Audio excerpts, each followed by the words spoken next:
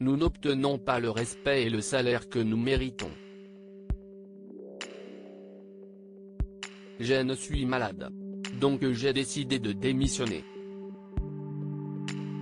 C'est par ces mots que Jenny Mukwege, infirmière aux soins intensifs de l'hôpital Saint-Thomas de Londres, a annoncé mardi 18 mai sa démission du National Health Service, NHS, le secteur public hospitalier anglais. Arrivée au Royaume-Uni en 2013, la soignante néo-zélandaise faisait partie de l'équipe chargée de prendre soin de Boris Johnson lors de son hospitalisation en avril dernier, suite à son infection au Covid-19. Depuis, Jenny Mukwege affirme se sentir méprisée par le gouvernement britannique, d'autant plus depuis l'annonce par ce dernier d'une augmentation de salaire de 1% en 2021 pour les membres du National Health Service. Dans un documentaire sur la pandémie destiné à Channel 4, la jeune infirmière a révélé avoir pris soin du Premier ministre pendant de nuits difficiles. Partout autour de lui, il y avait de nombreux patients très malades, certains mouraient.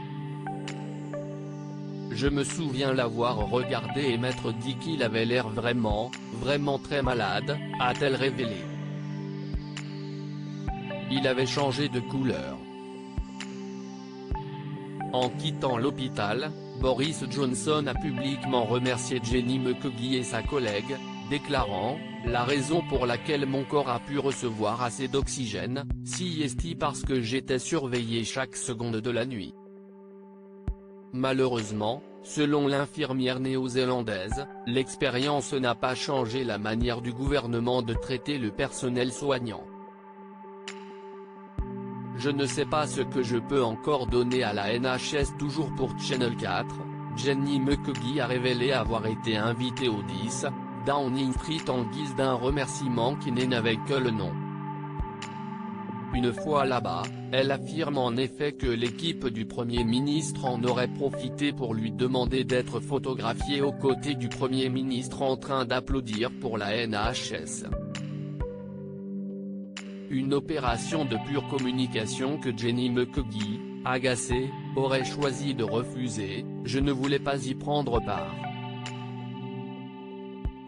De nombreux infirmiers et infirmières estiment que le gouvernement n'a pas été efficace, a fait preuve d'indécision et a livré des messages contradictoires. C'est juste très contrariant, a-t-elle déclaré. Oui, nous avons pris des risques et nous avons travaillé dur, il y a beaucoup à dire et nous sommes tous des héros, etc. Mais en même temps, je ne pense pas que je puisse le faire. Je ne sais pas ce que je peux encore donner à la NHS.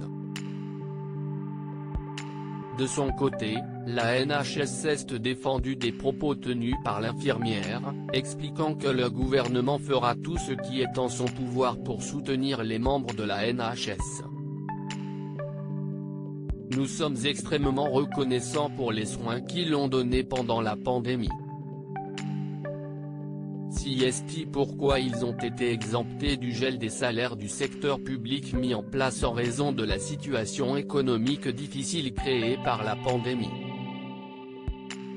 Nous avons également investi 30 millions de livres pour la santé mentale des soignants et augmentons le nombre de places dans les facultés de médecine pour agrandir nos effectifs, a conclu un porte-parole de la NHS.